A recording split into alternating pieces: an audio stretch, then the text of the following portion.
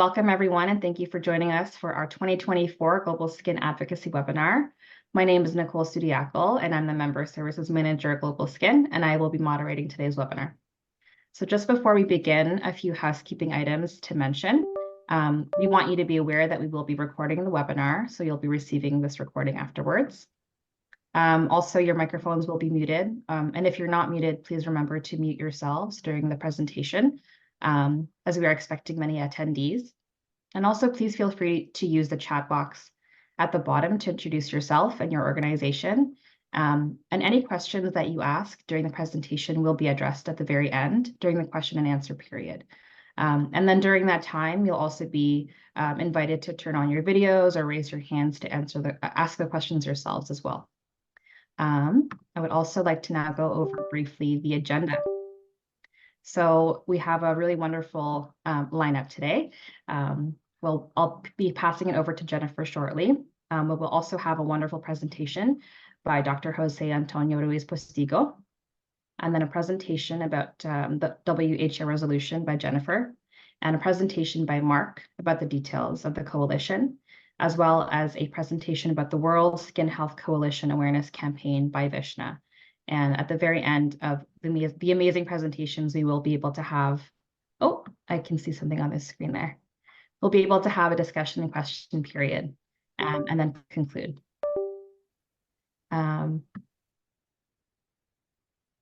Jennifer, I'll pass it over to you while I figure out what's going on with the screen there.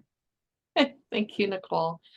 Hi, everyone. My name is Jennifer Austin. I'm GlobalSkin CEO. Thank you so much for being here today. We have a really exciting topic to be discussing with you, which is our advocacy plans for 2024, which actually go across the entire year and even into 2025. So we're pleased to be able to share these details with you and to have a good question and answer and discussion session following our presentations. So yes, those blue marks are there. They're not mine. So as I mentioned, this is a 2024 to 2025 program of advocacy with our patient organizations globally. If you don't know, GlobalSkin now has more than 255 patient organization members in 70 countries and in more than 55 disease areas in dermatology. So we are a vast network, and we have a great deal of power and enthusiasm behind that network.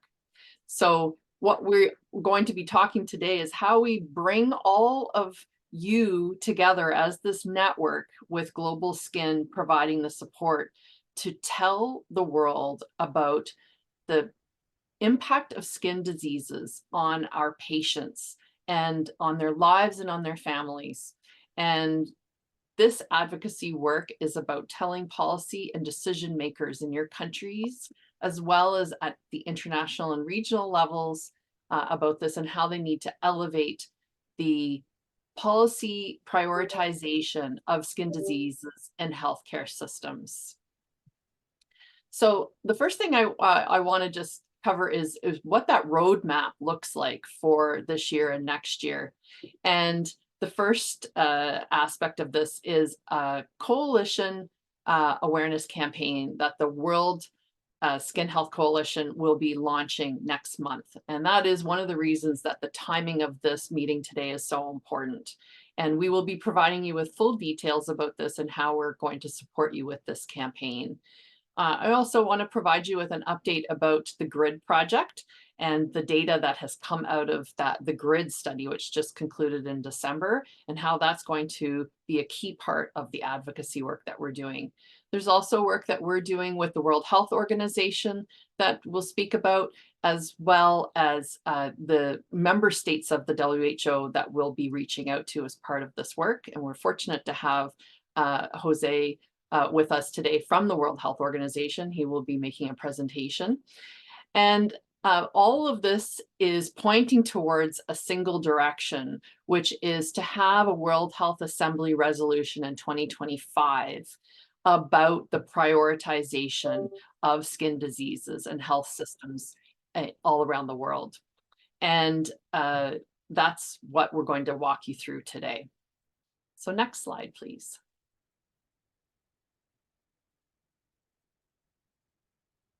So I think that many of you are familiar with GlobalSkin Strategic Plan, which we launched last year, and it's got 3 key pillars. And the first one is about supporting you as patient organizations. That's why our conference last year in Brussels was called Elevate, because it is about elevating your ability to do the important work that you do in your own countries and regions. So that focuses on things like our impact fund, which so many of you apply for each year, webinars and training, and our conference. So that's all about you and what GlobalSkin can do to support you. And then on the us side, this is us, GlobalSkin, together with all of you as GlobalSkin members. There are 2 important pillars. One is about championing. So that's us speaking together with one voice on behalf of patients. That's happening when we go to conferences in the dermatology space, like the World Congress of Dermatology or the upcoming World Conference on Rare Skin Diseases. Or when we're doing awareness days together. We have Rare Disease Day coming up on February the 29th. So we speak about the impact of skin diseases that are rare. And then it's also around the advocacy work that we do when we're speaking with the World Health Organization, or like last year, attending the high-level meeting at the United Nations on universal health coverage, or also when we're doing work with the European Union or our members that are in Europe, like the roundtable that we hosted last week online that focused on high prevalence under-researched diseases in the EU. The other part of what we're doing together is the third pillar, and that's uniting. So that's bringing together the wider dermatology community. So not just GlobalSkin and our members, but also healthcare professional organizations, research groups, industry, and others that are operating in the dermatology space. So this is really about GlobalSkin building strategic alliances with those groups. It's also about the GRID project, because the research that we're doing and the data that comes out of that will benefit the entire dermatology community. And then there is the World Skin Health Coalition, which GlobalSkin was a founding member of in 2022. And we're going to talk a bit about the World Skin Health Coalition today and the work that it is doing as part of this advocacy plan for the year. Next slide. Very quick update. First of all, I mentioned GRID and the important role that that data will be playing in this overall advocacy strategy. I just want to say thank you to you, all of the members that are here with us today, and there's quite a few of you on this call. You have been the lifeblood and the success of the GRID project. And for those of you who are not aware, GRID is about patient perspective data about what it is like to live with a skin condition. And we began this project in 2017, and we've had patient organizations working alongside of us through every aspect of this project, including the development of the new patient-reported impact of dermatological diseases, or PRID measure, which is going to, in our view, revolutionize and change the way that skin diseases are measured. And the data that we have generated. So we ran the GRID study through the second half of 2023, and we had over 4,000 patients in 96 countries and 102 diseases participate. And that's directly because of the efforts of you, our members. And on the next slide, I'm just going to explain what we're doing now with that data. So we're buried in data, which is an amazing thing. And what we are now doing is we are analyzing all of that data. I don't know if, can you move to the next slide, please? There we go. So what's happening with this data is actually involving 2 aspects. The first is that we want to do further validation on the new PRID measure so that this becomes the acceptable and most used measure in dermatology, so that when we are talking to policymakers, we're using a measure that was created by patients and measures the things that are most important to patients. So that data will help us to further prove that this measure measures what it says it will measure, and that it's the best measure out there in the dermatology world. So we'll be doing some publishing on this. We have some journal articles coming out in the JEADV and also the British Journal of Dermatology, which is really exciting and very prestigious. The other aspect of this data, though, is about extracting and coming out with the insights. What are the stories that the data tells us that we can then share with you, our patient organizations, so that you can do your work in advocating for your patients at a national or regional level. So that is extremely important. And frankly, that is the whole reason that we started the GRID project, that we needed verifiable data that you can use to do evidence-based advocacy work. So that is where we are with the GRID project. Lots of analysis, and over the coming year, we will be able to share data insights with you that you'll be able to use in your advocacy work, and that we'll also be able to use at a global level in GlobalSkin's advocacy work. Next slide.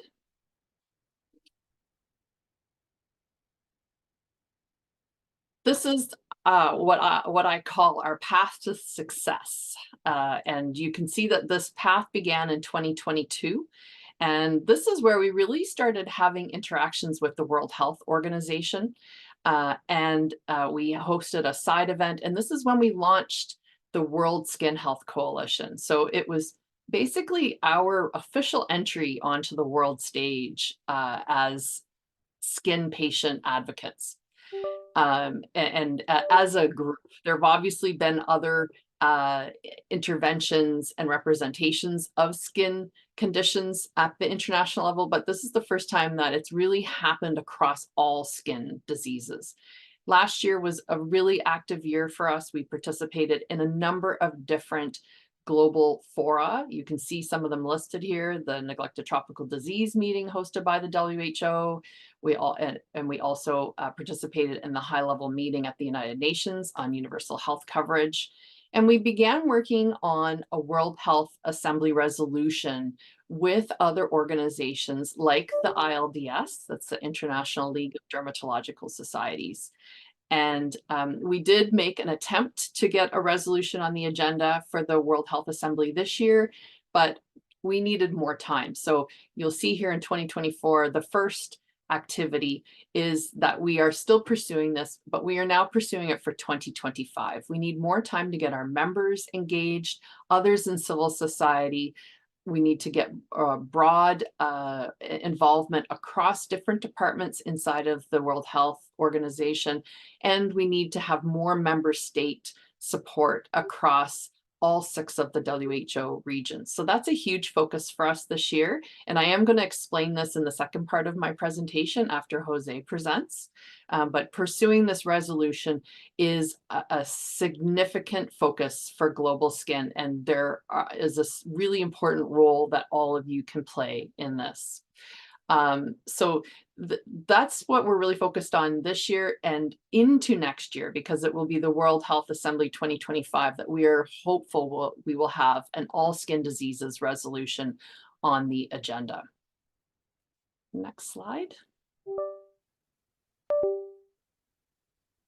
So with that, I'm pleased to introduce our colleague, José-Antonio Ruiz-Postigo from the World Health Organization. He works in the Neglected Tropical Disease Department, and that department has a really important focus on NTDs of the skin within their portfolio. Many of these neglected tropical diseases are focused on the skin, and in fact, many skin diseases in the regions where NTDs are most prevalent are very underserved and under-recognized. So he's playing a very important role at a global level and is very supportive of GlobalSkin's work.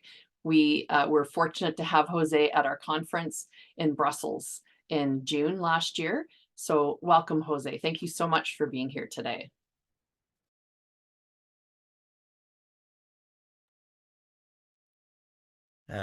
Thank you very much, Jennifer. Can you hear me well? Yes.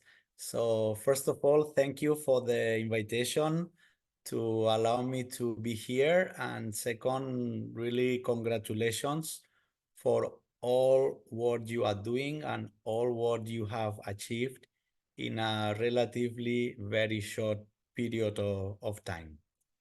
So I'm going to present briefly about WHO resolutions, WHO work, so that we have some elements to talk about it. So the title is the how, why, and challenges, and in between I will talk about other options. Next one, please.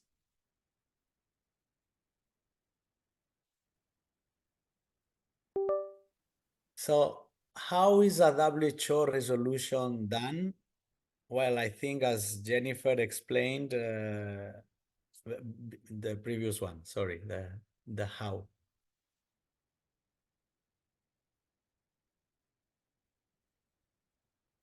Yes. So we need to know that it's a very long and intense process that requires many people, many institutions, different organizations, different expertise. It has to go through several steps, the executive board, the World Health Assembly. And for those who are enjoying cooking, it's like when you spend the whole morning or even the previous day preparing food, and then you serve it on the table, and that is just one dish. No, you only see one dish. You eat it in about maybe 15 minutes, but it has taken hours. So for a WHO resolution, every single word, every single sentence that is there, it's really, really thoroughly discussed, calculated. So even though when you see the final document, it may be 2 or 3 pages, basically as a bullet point document, there is a lot of background work that needs to be done to justify and to convince those who have to vote and to approve it and to accept it and to finally endorse it.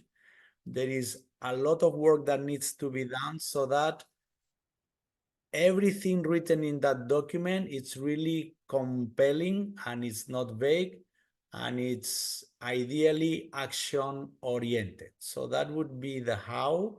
There are precise timings.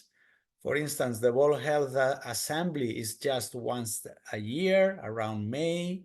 The executive board is once a year in January, and you have to submit documents several months ahead.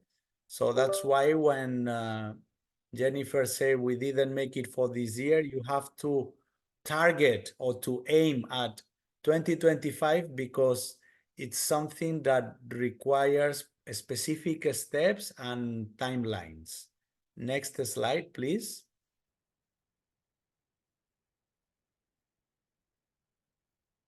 So why a WHO resolution is important, or why I would say you are right in targeting or aiming at doing this, is because it's a type of document that gives a very clear mandate to the member states of the WHO, which means the ministries of health, the governments, and also the WHO secretariat. Like in my case, when you say you work at WHO, Jose works at WHO. In fact, I just work at the secretariat because the WHO member state is the one deciding what we should do. So that document really directs and tells and urges what the Director General of WHO should be doing, and then he delegates that in the different departments. But also, and very importantly, the governments, the member states. So it means that once you have a WHO resolution, when someone wants to do something related to that, a government cannot pretend that I never heard about it, or why are you prioritizing this? No, this is the top level document that tells the world what to do on a certain issue. And although the document tells what to do to the governments and to the WHO Secretariat, it also has sentences and invitations to strongly advocate before the civil society and the private sector. So acknowledging that the world is a very complex environment, there are normally paragraphs that encourage or invite the civil society, the private sector, the donors, philanthropists, to be part of the actions or the activities or the gaps that are being addressed through that WHO resolution. Next slide, please.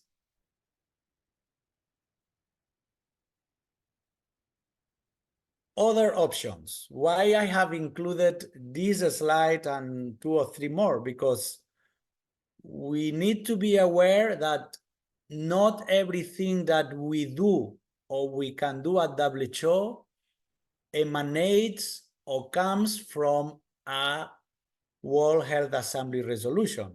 For instance, we don't have a World Health Assembly resolution for dermatology or for skin conditions.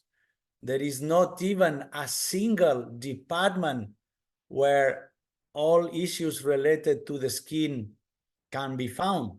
And that is also one of the challenges that, as Jennifer mentioned, you need now to contact different departments, because like in our case, neglected tropical diseases, but there are other skin conditions. So it's also important to know that through this example, what I'm going to show is that there are other documents in WHO, like this strategic framework. It's a framework for the integrated control and management of skin-related neglected tropical diseases. And why it is important. Next slide.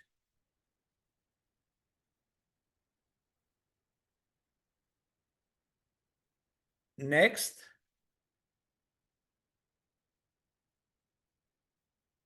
Next slide.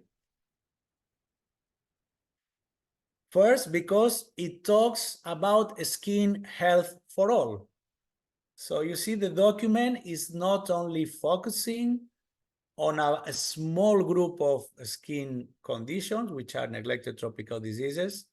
The document also recognizes that other skin conditions are important. So, and it's thanks to this type of documents and this document, this framework that was approved and in place since June 2022 that I'm officially allowed to be part of discussions or in forums where we talk about other conditions than the skin neglected tropical diseases. Next slide, please.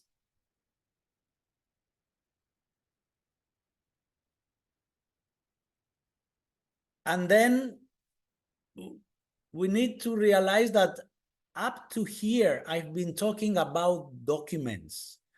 Well, Jose, but unless there is action and unless there are precise deliverables, a framework, a strategy, a resolution, this is just a piece of paper. Where are the deliverables? So from our side, and in my case, thanks to that mandate that I read in the framework, I have the excuse to now go into action. So what we did is very recently, in October 2023, we updated the Skin Neglected Tropical Diseases mobile app, and we included 24 common skin conditions. Because now I have an official, let's say, green light that allows us in our department to also focus on diseases that are much more prevalent, much more common than the diseases we are dealing with. So this is an example. Now, despite we are the NTD department, if you download this app that is free of charge, you can also find information about other skin conditions that are commonly found. This is a capacity building tool. It's an educational tool. It's not a medical device. And it was done in collaboration with NLR until no leprosy remains. Next slide, please.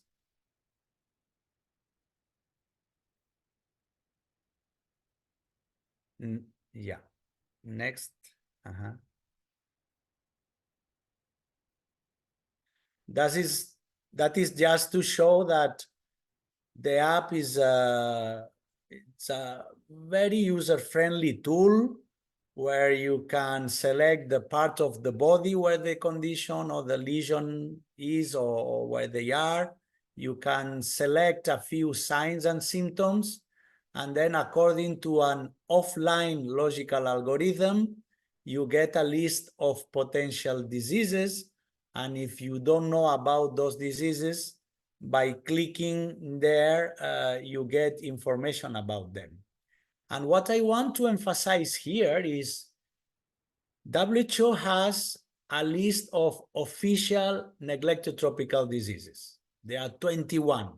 The last one added a few weeks ago was NOMA. But for the common skin conditions, we don't have an official list.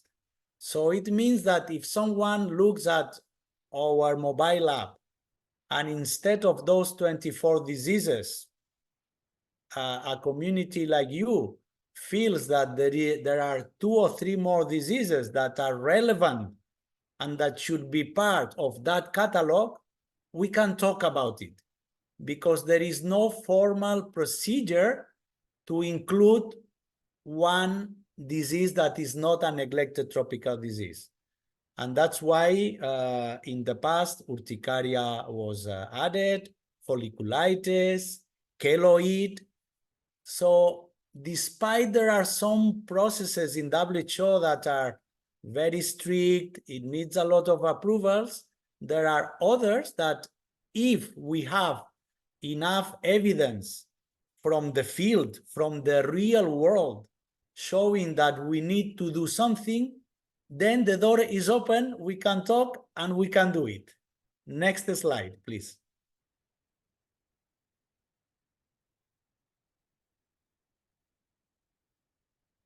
The challenges. Well, the challenges, and I just want to really highlight 2. You have to be aware that even though we may get a resolution for skin conditions, the resolution per se will not provide the necessary resources to take action. That doesn't mean that WHO now is obliged to dedicate or to assign a certain number of dollars, US dollars, the financial resources to do things. It doesn't mean that there will be a staff hired in Geneva or in the country offices or in the regions to do things. No, the resolution is endorsed, is approved, but then the resources may come or may not come. So there are programs for which they managed to get a resolution, but nothing happened because then there was no action after that. There were no resources. So no money, no action. Or no human beings able to do the things, even though you may have money in the bank account, if no one can properly use it, those funds will serve nothing.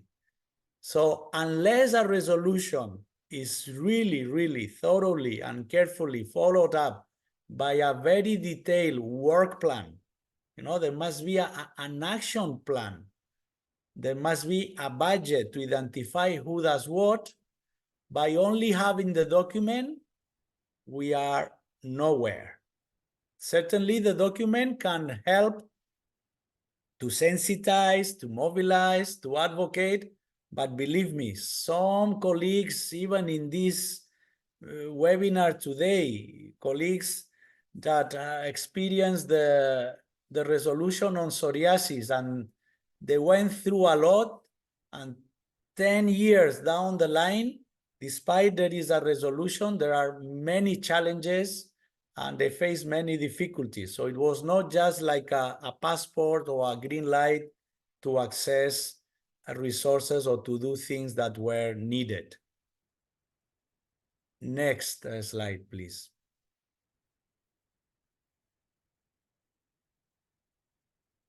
So I think we are all working to try to have our colleagues, our parents, our children, our neighbors with a smile, like those children I met in Ivory Coast last year. So thank you for your attention, and happy to answer some questions if you have any. Thank you, Jose. Really appreciate this presentation. So I just want to tell everyone a little bit now about the resolution that we are planning. So next slide, please. I'm going to do this briefly because we still want to hear from Marc about the coalition and the work the coalition's doing, and Visnja about the awareness campaign. So very briefly, there has been work that's been going on since last year. So probably for about the last 8 months around this resolution. GlobalSkin's been working with the ILDS, the International Foundation for Dermatology, and an NGO focused on neglected tropical diseases, which is called ANISFAD. So we've had a drafting committee where we have been putting together the documents, as well as finding the member state support and working with the NTD department around this resolution. So this is the focus of the resolution.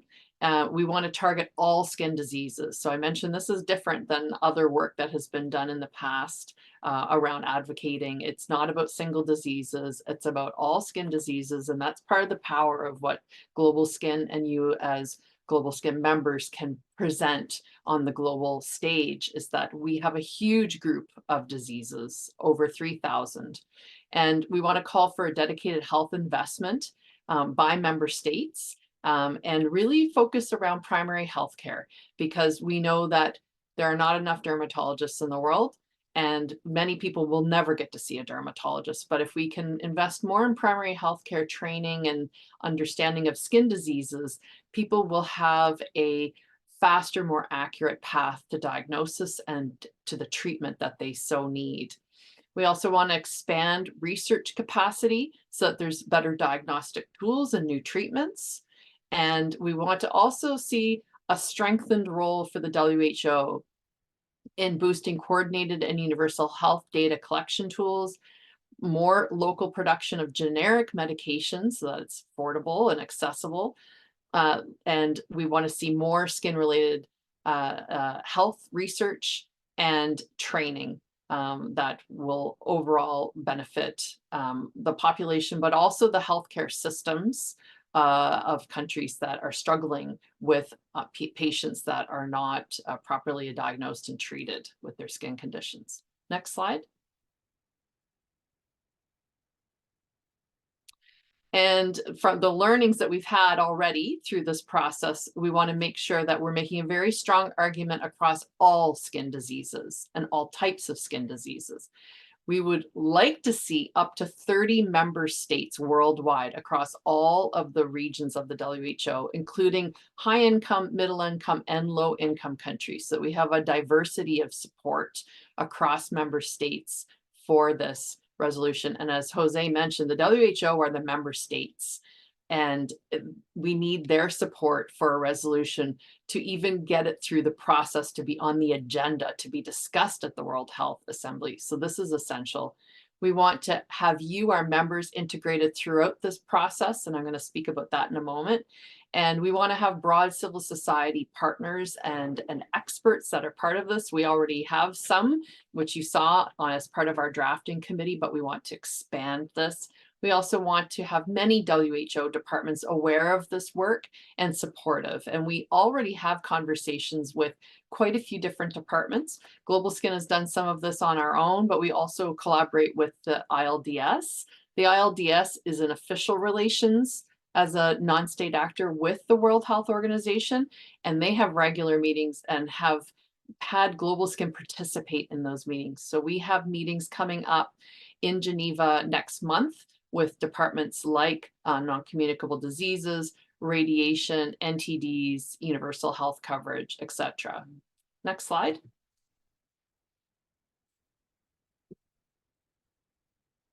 So this is really the path forward for GlobalSkin on the resolution. And you'll see that there are little round circles here with member outreach. This is you helping in your own countries to get the word out and to get the support that we need from member states. So the first step is to secure member state sponsors. We already have a number of these countries that came on board when we attempted this for 2024. And some of those countries include Togo and Côte d'Ivoire, as well as others. So we are busy doing that outreach, and we actually have a meeting with permanent missions in Geneva coming up in March to talk to them about this resolution. And we're also hosting a side event with the ILDS during the World Health Assembly in May. So this is where we'll do that outreach. Fortunately, the timing of the awareness campaign that we're going to be running with the World Skin Health Coalition coincides with a lot of this work. And Visnja is going to walk you through that in a moment. So there will be opportunities, though, for you to help us with this outreach to health officials in your own countries. And we will certainly be explaining more about that in the months to come. We're also busy developing all the documentation that is needed for a resolution. We have a concept note that's complete, which we're probably close to being able to share with our members, so you can see what the aim and direction of the resolution would be. We're still in the process of working on the resolution itself.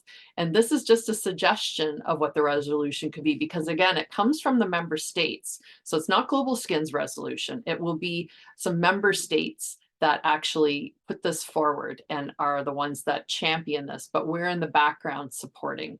So we're working on those documents.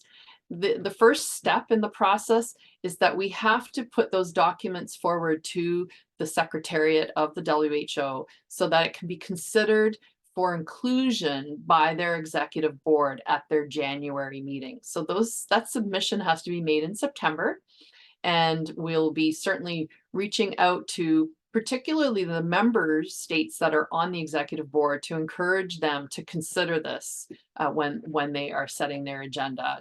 And then also when they meet in January, and hopefully our resolution will be on that agenda, we will then be asking our members to reach out to their governments, to their health officials, to encourage them to support this when it comes up on their agenda. So that will be for the executive board members. And this is where they set the agenda for the World Health Assembly, which happens in May of 2025.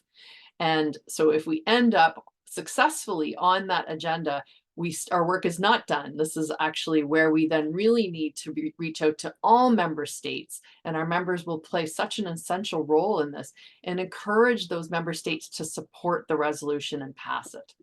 So many steps involved, complex for sure, but I think that we have the power of a very large alliance of members behind us. And we certainly obviously have some great support from organizations like the ILDS working hand in hand with us, and departments of the WHO like Jose's department, the NTD department. So we will be sure to share more information about how you can get involved at different points in time, and we'll be fully supportive of that work by providing you with templates and tools and webinars and coaching to help you through this. So with that, I think that the next slide is to introduce Marc.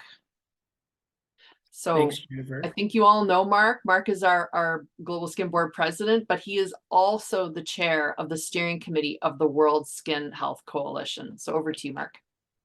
Thanks, Jennifer. Appreciate that. And hello, everybody. Good to see everyone. So today I'm going to give everyone a quick update on the World Skin Health Coalition.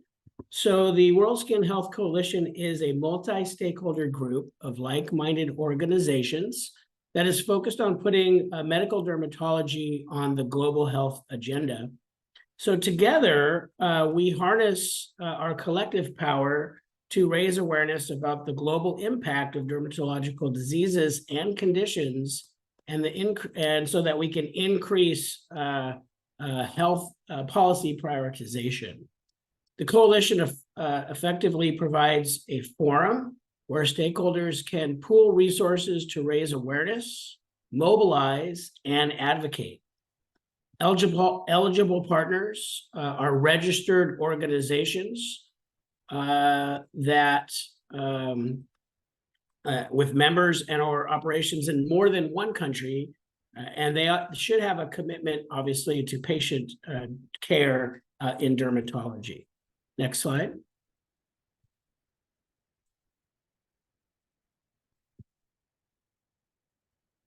So as of January 2024, the coalition is made up of 28 partners across 3 constituency groups. And these groups include patient organizations, healthcare providers and medical organizations, as well as industry. And GlobalSkin is the founding member of the coalition, but we also act as the coalition secretariat. And as Jennifer mentioned, I am the current steering committee chair for the coalition.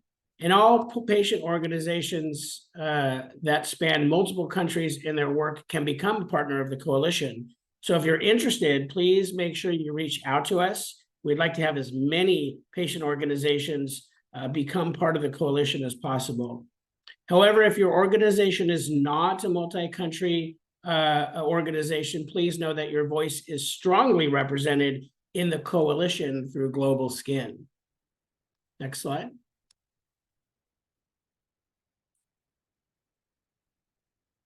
So the coalition was only recently formed back in 2022, and we've been very busy working very hard on a lot of initiatives, and we've already accomplished quite a bit. I'm very proud and happy to say.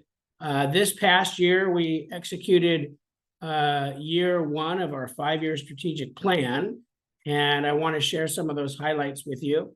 So we streamlined our governance with the active participation of the steering committee, which is made up of 8 partner organizations. We formed 2 working groups this year. The awareness working group supporting the awareness campaign and related activities, and the advocacy working group, which is dedicated to the coalition's advocacy activities. And we'll hear from them today. As I said, we increased partner numbers by 33% when we welcomed more partners, specifically in the healthcare professional and medical constituency group. As a patient-led coalition, we welcomed 4 new partners in the patient constituency group, and our outreach activities will continue in 2024 as we want to expand our geographic representation.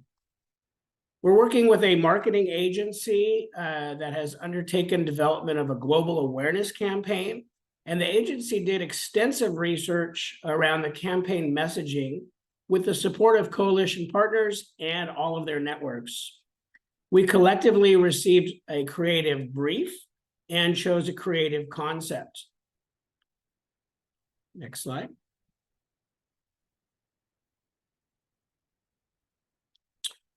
So in 2024, the coalition plans are grouped into 3 pillars: awareness, mobilize, and advocate, as I mentioned earlier. Our main activity is the Global Awareness Campaign, which will run from March 11th to April 5th. In a minute, our Public Affairs Director, Visnja, Zaborski Breton, will take us through this in detail. And in terms of mobilization, partners will continue to meet regularly to discuss the actions we need to take to continue growing and strengthening the coalition and especially its impact. The advocacy working group is undertaking a landscape analysis of the opportunities and contacts that each organization has, because the coalition partners together possess a significant knowledge and expertise that we all can leverage. The coalition is also part of developing relationships with the World Health Organization, and are supporters of a side event planned for the May 29th in Geneva around the 2024 World Health Assembly. So with that, that's my brief update. I'd like to pass it over to Visnja, and she's going to give you some details about the awareness campaign and the coalition has been planning for the past year or more. And we're very excited to hear what Visnja's got to say. So over to you, Visnja. Thank you, Mark. Next slide, please, Nicole. So we're really pleased to share with our members today about the Not Just My Skin campaign. This is the first campaign of the World Skin Health Coalition, and it is going to take place, as Mark mentioned, from March 11th until April the 5th, and it will be on social media. Our main objectives of the campaign are to raise awareness around the burden faced by people who live with skin conditions. But the second objective is a call to action to sign an open letter that is aimed at national policy health makers. We've developed a website, notjustmyskin.org. It will be live in early March, so we're very pleased to share that with you. The website will feature the open letter as well as the assets that you can see here on the page. There will be patient stories and key messages as well as resources to share for the campaign. Next slide, please. The reason that we're running this campaign is because of people like Noel. Noel's experience with pemphigus vulgaris in Kenya has been shared as one of the patient stories for our campaign, and I'd love to share a little bit about his campaign and his story with you. So Nicole, could you play the video, please? Patients that are in Kenya are suffering. Problem number one is affordability. People suffering from this skin problem, they should be protected, they should be protected, and they should be given a room to talk about how they feel. People need to be heard.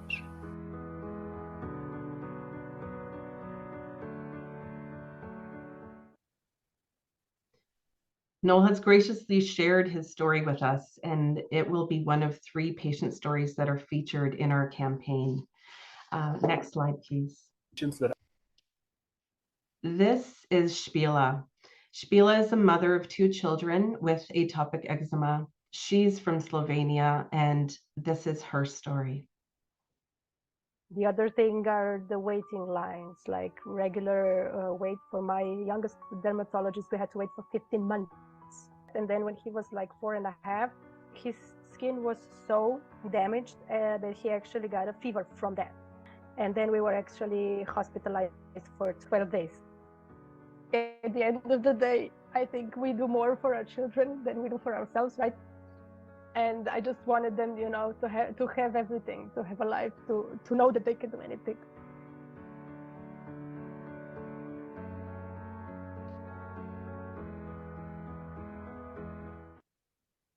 We're so grateful to Shbila, to Noel, and to Katie, who is our third patient story, for really, allowing us to share your stories so broadly.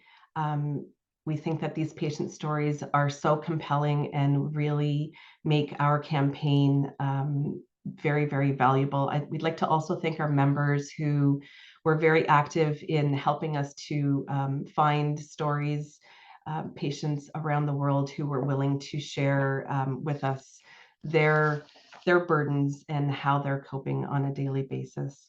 Next slide, please. So at this point, I'd like to also include and talk about how you all and all of our GlobalSkin members can participate in this campaign. Your assistance and your participation will really help us elevate it and make it a success globally.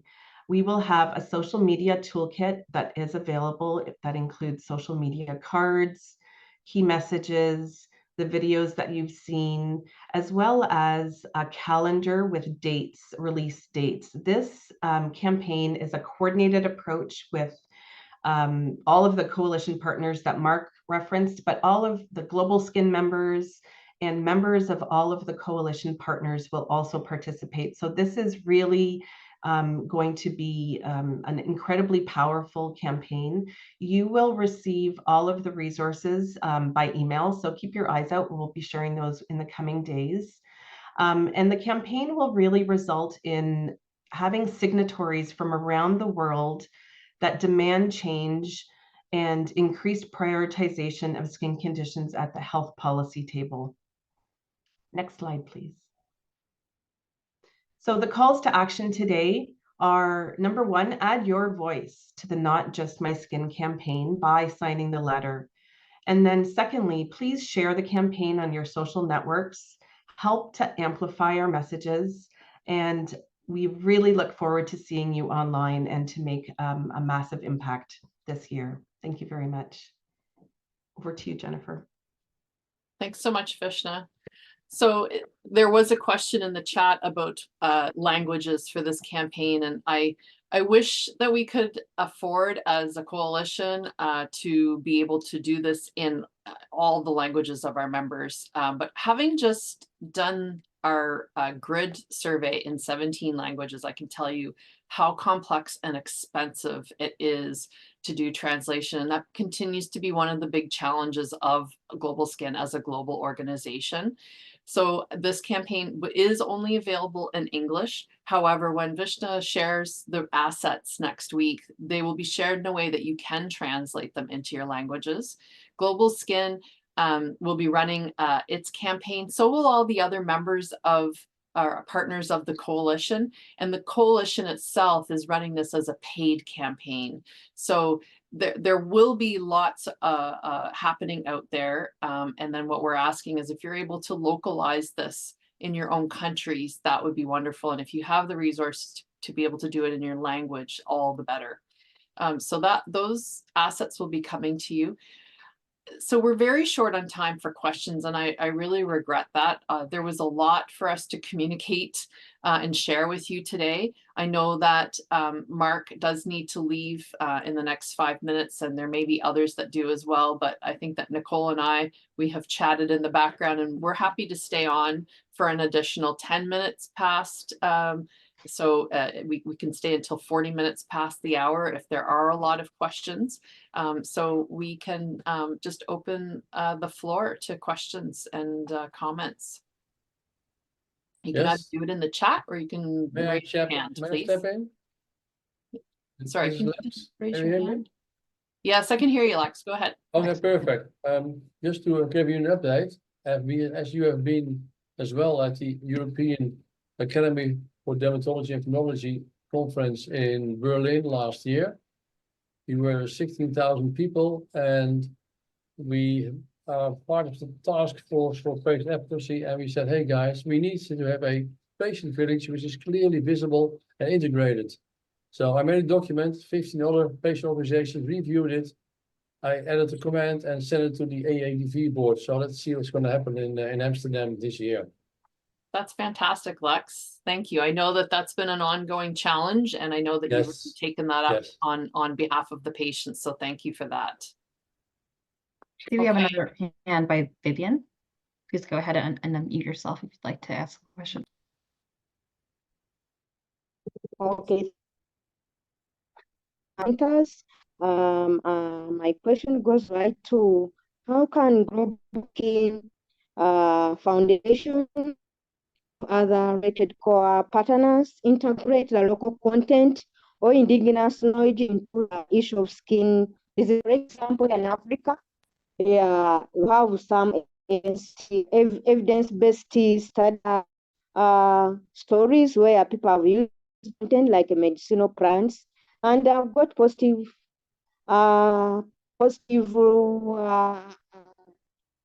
reaction to their skins. Their skins have improved. One of the case studies. We have the number of local content plants in I don't know other parts of the world, especially in Uganda, where people have used local content medicinal plants. They have got positive results. The world. Vivian, I'm gonna interrupt you. I'm sorry. I'm having a really hard time understanding because your audio keeps cutting in and out. So sometimes we're only hearing every second or third word. Do you think you could type the question in the chat so that we make sure we capture and understand what it is that your comment is? Okay, noted. I'm so sorry about that. It was okay, and then it was getting worse, so I just can't quite hear all the words. It's okay, noted. Let me type it out. Okay, thank you. So we'll come to that question. Sorry, go ahead, Nicole. Oh, I was just going to say, in the meantime, if anyone else would like to ask a question as Vivian's typing, we have a comment from Odette from the Democratic Republic of the Congo. Odette, if you'd like to ask or comment, feel free to unmute. But otherwise, it says that with over 20 years of war and armed conflict, I thought a story from this context might be good, showing how we struggle with eczema during the fleeing. That's a great comment to provide context for different situations around the world, especially in very difficult scenarios. And then Karen as well. Thanks a lot. I feel if needed, I could share my story as I presented at the roundtable discussion. For now, I have to leave for another meeting. Thank you, Karen, for joining us today as well. Does anyone else have a question they'd like to ask while Vivian is typing out her question?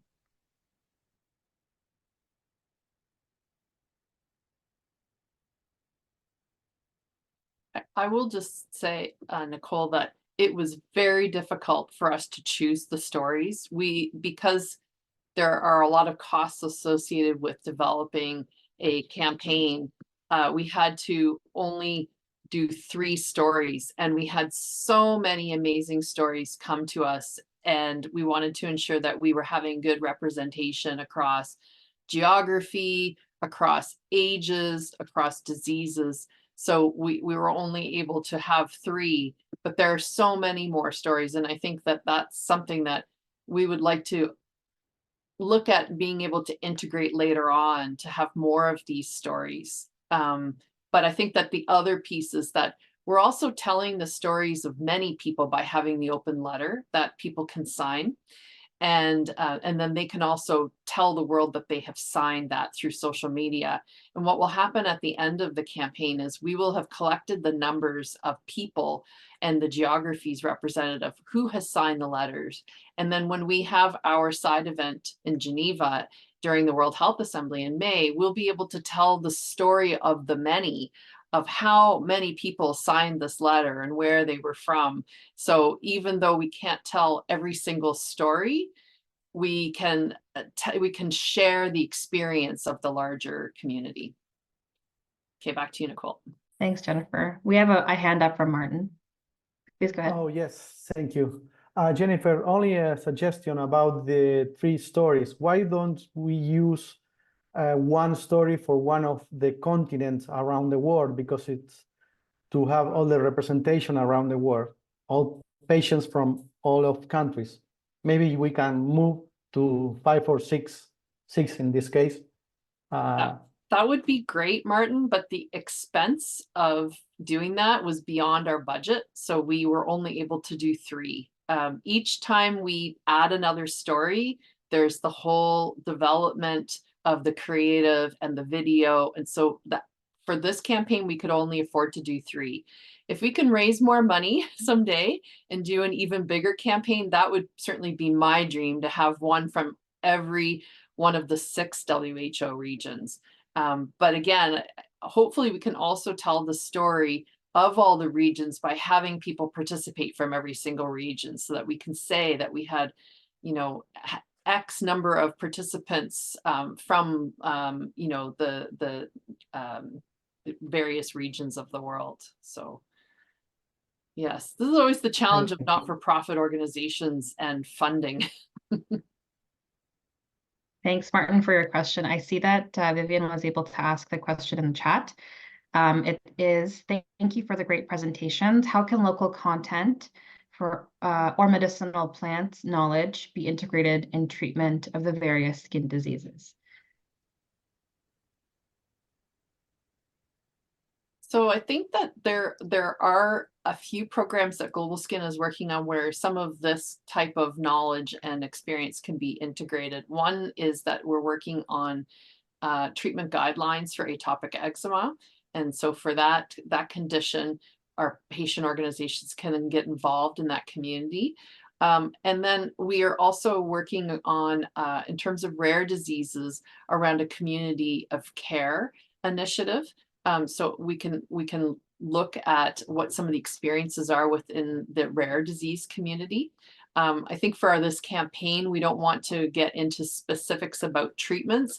The message is really around the fact that there are not enough resources, both in terms of the research that goes into diagnostics and therapies for these diseases, but also just in terms of the knowledge and experience of primary healthcare workers to be able to diagnose and to properly treat patients, whatever those treatments might be. So we don't want to get into specifics around the treatments, just around the fact that there aren't enough resources and prioritization put to skin diseases so that patients have the experience that perhaps people in other diseases that are better resourced have.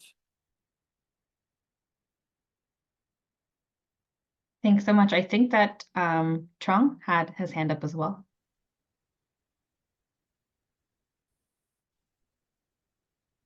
I think I can come back the question for next meeting because our time is no more.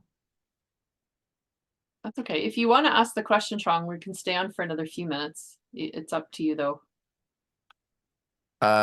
Just continuing with Martin's question, I think that we can select some country or can ask some country member to make the video without cost. I mean that they can volunteer to do the video. It's no need to any fund from other sources. I mean for example, in Vietnam, I can do some video from our members for the campaign. We no need the fund from you. I'm sure that's. So Chong, I think that the wonderful part of a campaign like this is that we have a core campaign that we have developed, but it's the power of our members that makes the campaign bigger and more inclusive. So if you have the resources to do a video as part of your campaign in Vietnam, and use the hashtag and use the same creative concept, then please do that. I think that is where it will be much more powerful in your country if you're able to localize this broader campaign. So yes, please do, and keep us posted on what you're doing. Okay. Thank you. Thank you. I think that's the power of all of us as a network, is the storytelling. So use your stories, use your patient stories in this campaign. Just because it's not part of the main campaign, we had to focus on what we could afford to do. I think that everybody, though, can be telling their stories as part of their participation in the campaign. There is a question from Ogo, actually, on the topic, and it's, what is the hashtag again? And Visnja has said it's hashtag not just my skin. And I think more information will also go out next week with all of the resources as mentioned. So it'll be wonderful for everyone to see how those campaigns, or the campaign, can be applied to their local and area context. I think that will be the end of the question period, as we are running out of time, but I'd like to say thank you to everyone for joining, and I'll leave the last word to Jennifer as well to close us off.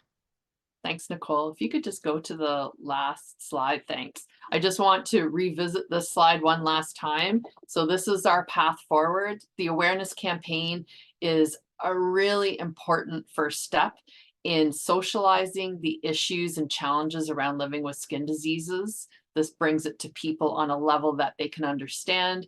It's an emotional appeal, and it's also something that they can do themselves in terms of signing that letter. Again, the grid project and the data coming out of that is going to really help going forward with all of the work that we'll be doing together to be able to put data to those patient stories, so that we're able to show in a quantitative way what patients are dealing with on a daily basis all around the world. We'll continue to do our work with the World Health Organization and the member states to talk about skin diseases, and we're so grateful again to Jose being here today with us to explain the importance and the role of resolutions, but also of the work that's happening inside of the Secretariat, and how we can be helping to promote that work and to ensure that skin diseases have a voice inside of that work. And we will continue to be reaching out to you as our members and getting involved with the resolution that we are pursuing. There will be many opportunities for you to be involved, to tell your health officials in your own countries about this work, and to hopefully get them supportive of this global effort. And if we can do all of this together, we really will see a higher prioritization of skin diseases and healthcare systems around the world. And I think Jose aptly pointed out that the resolution is in many ways the first step. And then we will still have a great deal of work to do together to ensure that the member states are actually adhering to the commitments that they make in the resolution. If we are able to get a successfully passed resolution, this is not just 2024 to 2025. This will go well beyond, but it is important that we establish our voice globally in an official way, and all of this will help us do that. And then we will continue to support each other and work towards our common cause. So I just want to say thank you again to Jose and to Marc and Visnja for their presentations today. Thanks to Nicole for the great facilitation. And thank you for all of you being here, and for so many of you staying past the hour mark. Thank you. It just shows, I think, that we have a really engaged, motivated community, and I feel so fortunate to be working with all of you as we pursue this really important and ambitious goal together. So thank you so much to all of you, and we will certainly be in touch with more information on the campaign and on how you can get involved with the resolution. So thank you to you.